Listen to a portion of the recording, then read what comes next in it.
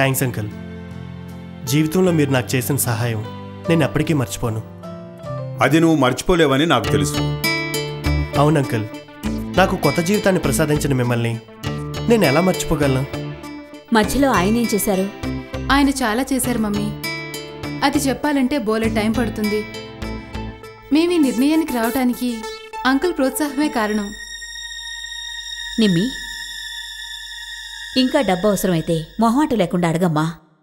Thanks mummy. వస్తాను పూజ. అప్పుడప్పుడు వస్తుండక్క. సరే, చూస్తాను.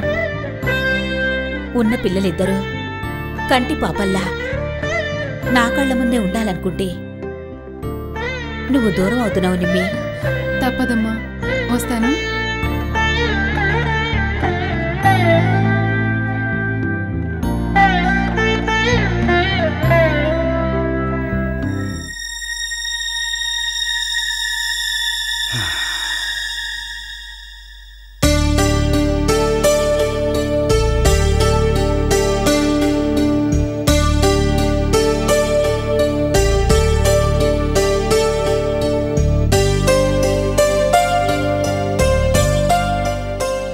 ఏంట్రా ఆ కండీళ్ళేంటి?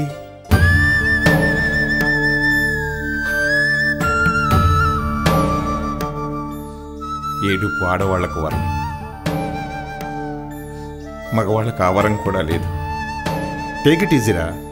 ఒకవేళ కుళ్ళిపోతే దాన్ని తీసేయాలి, మనదేనని ఉపేక్షించకూడదురా.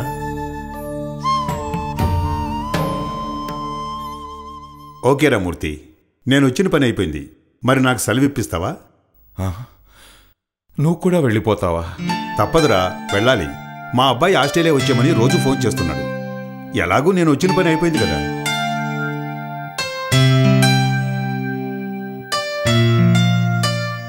ఒరే అరవింద్, నా మనసు చాలా భారంగా ఉందిరా. 4 రోజులు ఉండి వెళ్ళొచ్చు కదా. ఉండాలని నాకు ఉందిరా, కానీ అబ్బాయి ఇవాళ ఉదయం కూడా ఫోన్ చేశాడు.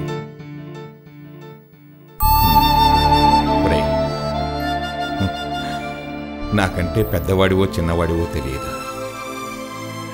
చేతులు జోడించి కృతజ్ఞతలు చెప్తున్నాను. నువ్వు చేసిన సహాయం ఎప్పుడూ మర్చిపోలేను. మన మధ్య ఇవన్నీ ఎందుకురా? ఎప్పుడు ఏ ప్రాబ్లం వచ్చినా నాకు ఫోన్ చేయి, వెంటనే వస్తాను.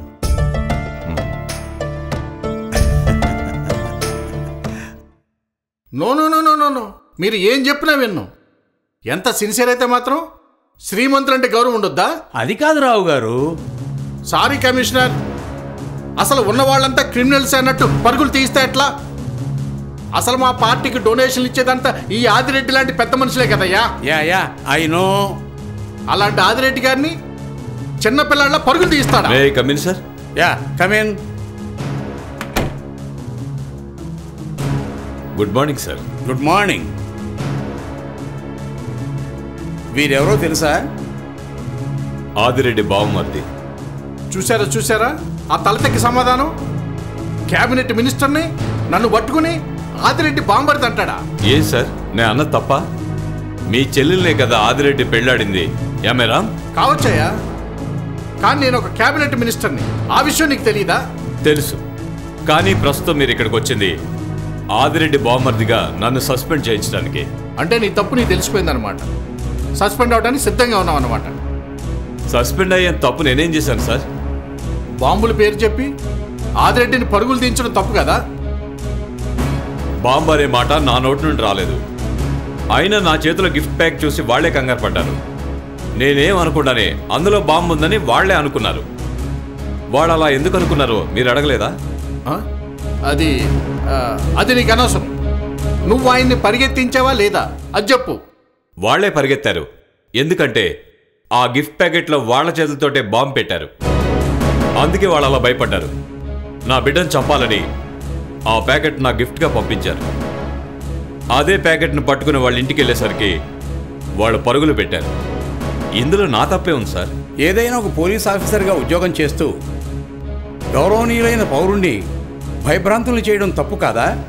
ఆయనేమీ గౌరవనీయుడు కాదు సార్, నాకు బాంబు పెట్టాలని ప్రయత్నించిన మనిషి. షటప్! నువ్వేం మాట్లాడుతున్నావో తెలిసే మాట్లాడుతున్నావా? నేను షటప్ అనకుండానే మీ నోరు మూయించగలను. ఏ మిస్టర్, నువ్వు ఏం మాట్లాడుతున్నావో నీకు తెలుస్తుందా? కాకి చొక్కా ఒంటి మీద ఉందని పూనకం వచ్చేస్తుందా? I'm a central minister. Inspector, you are extending your limits. No sir, నేను అన్న మాటకి కట్టుబడి ఉంటాను. షటప్ అనకుండానే ఆదిరెడ్డిని వాళ్ళ బావమర్దిని నోరు మోయించగలను. నువ్వు నీ హద్దులు దాటుతున్నావు. హద్దులు దాటడమే కాదు, ఏం మాట్లాడుతున్నాడో తెలుసుకోకుండా వాగుతున్నాడు. మీరు అతను సస్పెండ్ చేయండి లేదా డిస్మిస్ చేయండి. మినిస్టర్తో నేను మాట్లాడతాను. సార్, బాంబుని భయపెట్టి ఆదిరెడ్డిని పరుగులు పెట్టించినందుకు నన్ను శిక్షించమంటున్నారు. ఓకే, కానీ 6 ఏళ్ల పసిపాప చేతిలో బాంబు పెట్టి చంపాలని చూసిన ఆదిరెడ్డికి ఏ శిక్ష పడాలో చెప్పండి.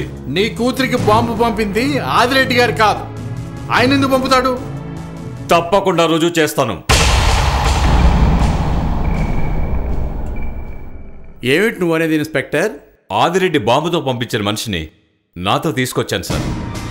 నా ఇంట్లో బాంబు ప్యాకెట్ ఇచ్చినట్లు ఆ మనిషి ఒప్పుకున్నాడు.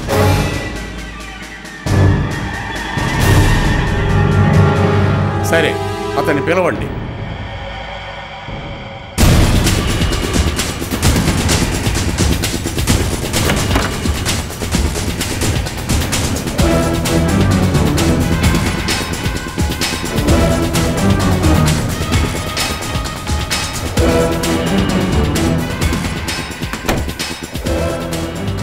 రాయ్, జరిగింది కమిషనర్ గారికి చెప్పు. నేను బాంబులు తయారు చేశాను సార్. కొండలు గుట్టలు పాల్గొట్టడానికి నా దగ్గర ఆదిరెడ్డి సార్ బాంబులు తీసుకెళ్తాడు.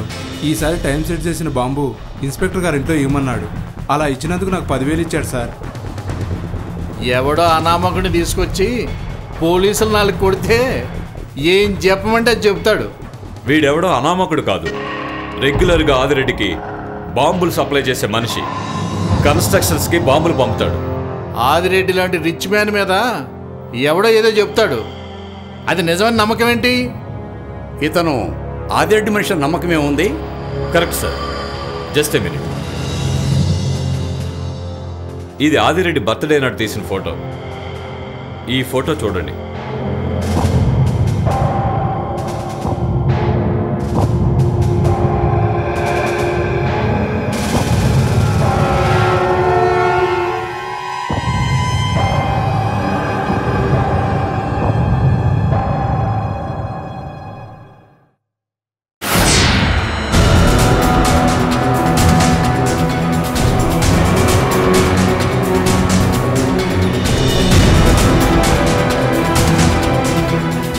సరే, ఇతను రిమాండ్కి పంపి సార్ మీరు తిరిగి వచ్చేయండి. Yes sir.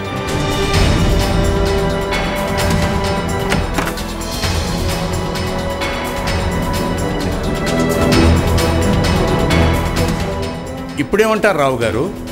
అతను సస్పెండ్ చేస్తే అతను మీడియాను పట్టుకుంటాడు, ఉన్న ఆధారాలు బయట పెడతాడు. ఈ బాంబుల వాడి గురించి మీడియాలో వస్తుంది. ఆదిరెడ్డి గారికి శిక్ష పడినా పడకపోయినా ఆయన కావలసినంత అల్లరి పడతాడు. అయినా పర్వాలేదు, సిఐని సస్పెండ్ చేయండి అంటే చేస్తాను, చెప్పండి. వీడు అసాధ్యుడిలాగా ఉన్నాడే. అవును, అతను వెరీ సిన్సియర్ అండ్ ఇంటెలిజెంట్. అతన్ని కలిగితే ఊరుకోడు, అవతల వాళ్ళ అంతు చూస్తాడు. ఆ మాట చెప్పడానికి మీకు ఇబ్బందిగా లేదు? లేదండి, మాలో కొందరైనా సిన్సియర్గా డ్యూటీ చేయడానికి ప్రయత్నిస్తున్నందుకు గర్వంగా ఉంది. నేను వస్తాను.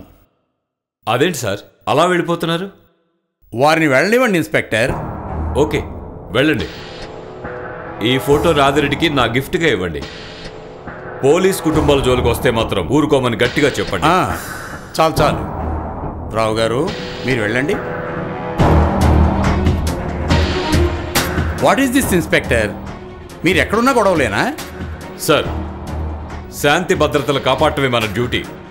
అందువల్ల ఎక్కడ అశాంతి అన్యాయం ఉంటుందో అక్కడ మనం ఉంటాం.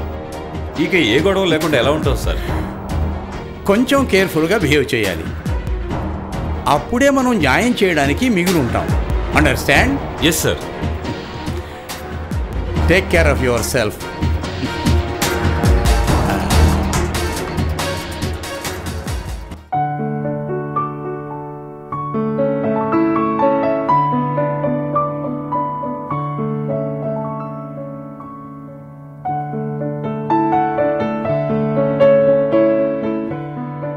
అమ్మా, అమ్మా, అమ్మా,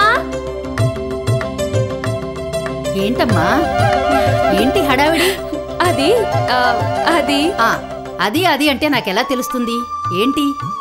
ఆయన గుడికొచ్చారు, మేమిద్దరం కలిసే అర్చన చేయించుకున్నాం.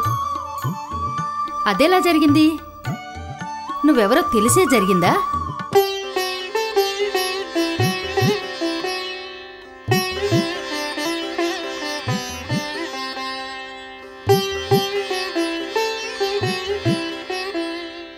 అదేం నాకు తెలీదు. నేను వెళ్లేసరికి ఆయన దేవాలయంలో అటు ఇటు తిరుగుతున్నారు. నన్ను చూడగానే వచ్చావా రా అంటూ గుళ్ళోకి తీసుకువెళ్ళిపోయారు. అర్చన అయిపోయింది. నాకేం చేయాలో తోచలేదు. ఇద్దరం ఒక్క మాట కూడా మాట్లాడుకోలేదు. బయటకొచ్చాం. ఇంతలో గుళ్ళోకి వస్తున్న దమయంతి కనపడింది. ఆమెను చూడగానే ఏమైందో నాకు అర్థమైంది. ఆయనతో నడుస్తున్న నేను ఇప్పుడే వస్తానంటూ వెనక నుంచి బయటకు వచ్చేశాను. వచ్చింది దాము అనుకుని నీతో అర్చనకొచ్చుంటాడు. తర్వాత ఏం గొడవ జరిగిందో ఏమో. అదంతా నాకు తెలియదు గాని ఈరోజు నేను చాలా సంతోషంగా ఉన్నాను. అందుకే స్వీట్స్ కూడా తీసుకొచ్చాను. సాయి ఎలా ఉన్నాడమ్మా? ఎందుకో బాగా చిక్కిపోయినట్టున్నారు. పరధ్యానంగా కూడా కనపడ్డారు.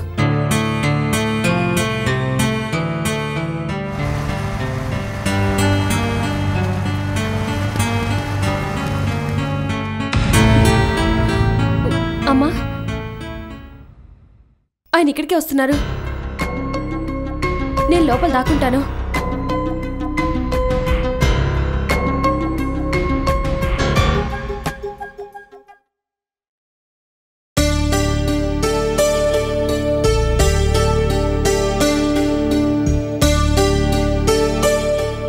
ఏంటత్తయ్య, నా మీద కోపమా?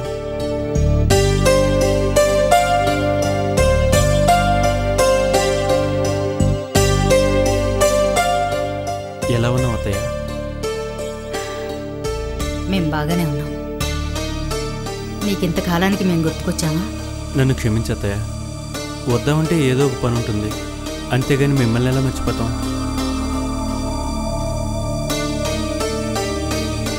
మావయ్య ఎక్కడ?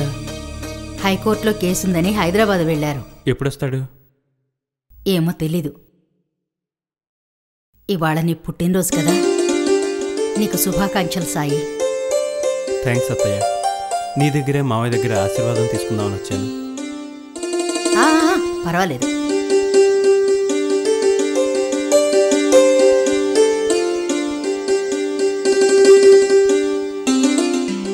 శీఘ్రమే సుపుత్ర ప్రాప్తిరస్తు.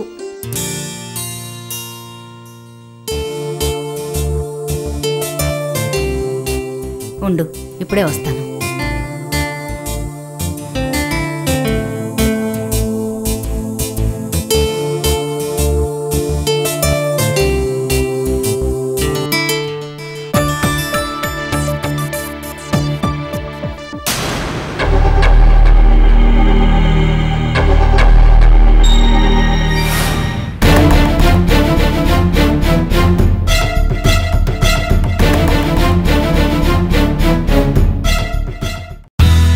మా వీడియోస్ కనుక మీకు నచ్చినట్లయితే like, share and don't forget to subscribe.